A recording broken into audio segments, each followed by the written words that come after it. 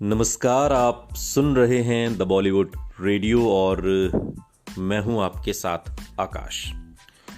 दोस्तों, बात आज मधुबाला की होगी। वो मधुबाला जिन्हें जिस भी एक्टर ने देखा पहली बार वो देखता ही रह गया।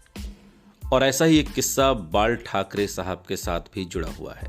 बाल ठाकरे थे तो राजनेता, लेकिन शुरुआती कुछ दिन फिल्मी गलियारों में उनके भी बीते थे। और उनसे जुड़ा एक किस्सा कि जब बाल ठाकरे ने पहली बार मधुबाला को देखा तो एक टक देखते रह गए।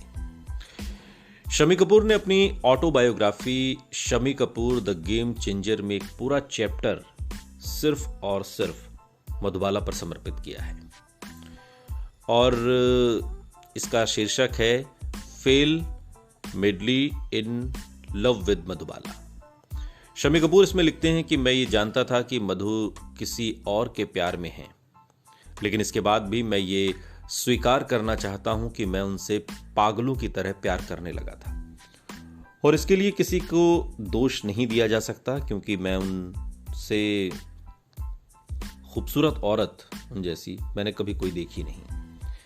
शम्मी कपूर ने 2011 में प्रकाशित इस ऑटोबायोग्राफी में कहा कि 6 दशक बाद आज भी जब वो कभी मधुबाला के बारे में सोचते हैं तो उनके दिल की धड़कन मानो थम जाती है।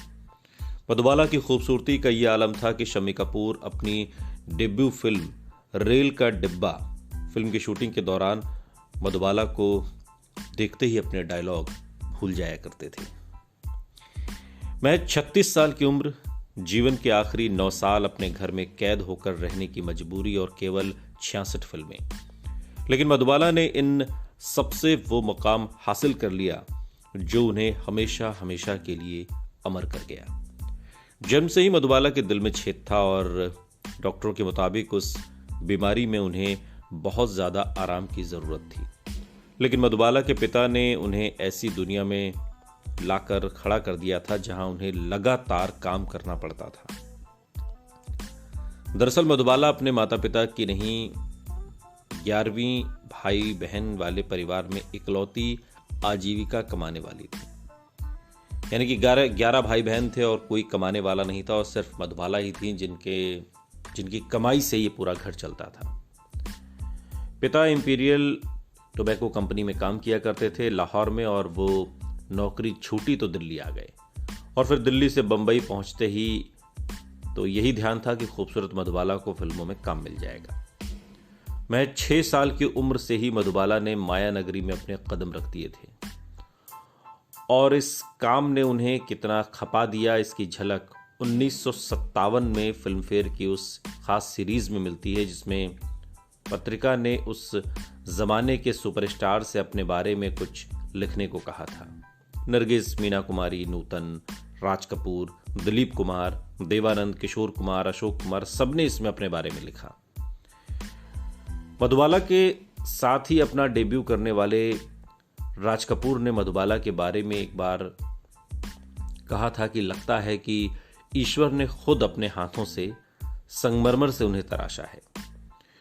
पेंगुइन इंडिया से प्रकाशित और भाईचंद पटेल की संपादित Bollywood top 20 superstars of India में राज कपूर का ये बयान दर्ज है।